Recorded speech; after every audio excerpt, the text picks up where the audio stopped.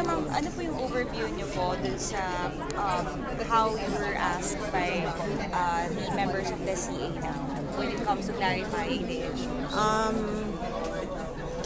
Yeah,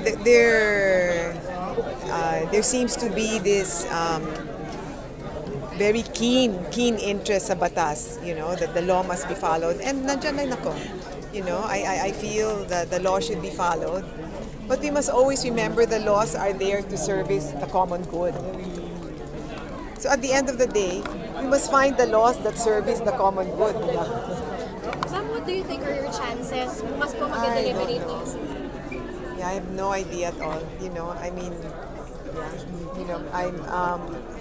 Mining interests control Congress, but I have no idea at all. And I'm not accusing anyone, but that's the reality that exists all over the world. No?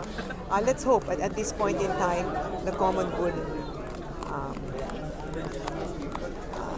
rules, the common good rules. Can you elaborate lang on your statement earlier na sabi niyo, if you don't make a difference in 2 years, you will quit. Ano po yung, pakikwantify niyo po yung Well, because I'm very sure that as long as I can use the money, kasi ang daming pera ng closed down mines, if I can just use that money, and then roll it back. Kasi ang problema sa mina is 95% of the money goes out of the local economy, lumalabas.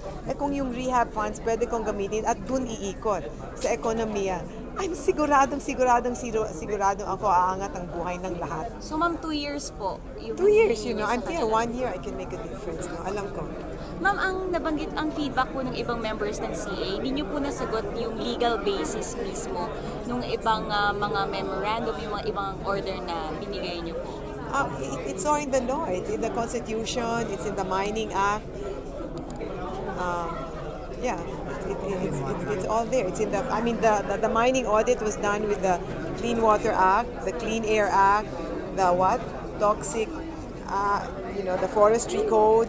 There are 7 laws, and everything that we have done is as per those 7 laws. Ano pang gawin natin? Yung sa SDMP fund daw. So the money that's there, we're not asking them to put it in a separate account, to just put it in the SDMP. At the end of the day, they're talking about law. How about yung constitutional right ng Filipino para sa clean and healthy environment? Nasa Constitution yan. That's the law, the top law of the country, yung Constitution mismo, yung Constitution, the right of every Filipino to a clean and healthy environment. Yan ang Constitution. Irresponsible mining takes away that act.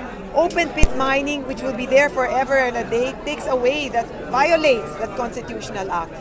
So why are we so interested in all these other laws? How about the constitutional law, constitutional rights of our farmers, our fishermen, to live in a clean and healthy environment? Why don't we talk about that?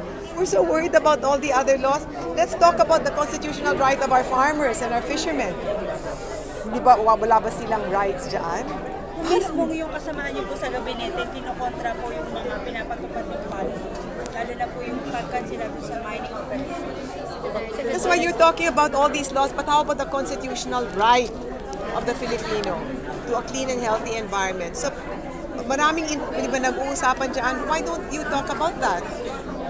Each and every Filipino, each and every farmer, each and every child has a constitutional right to a clean and healthy environment. When you do open pit mining and you leave that pit there forever and a day, you're killing a generation.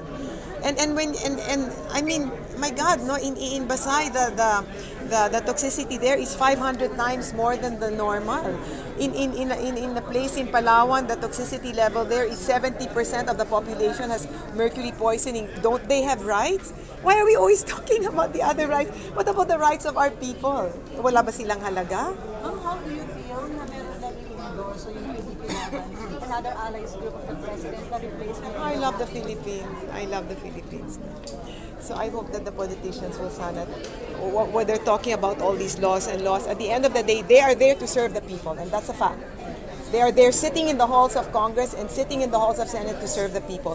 And they must look at our constitutional rights of every Filipino to a clean and healthy environment.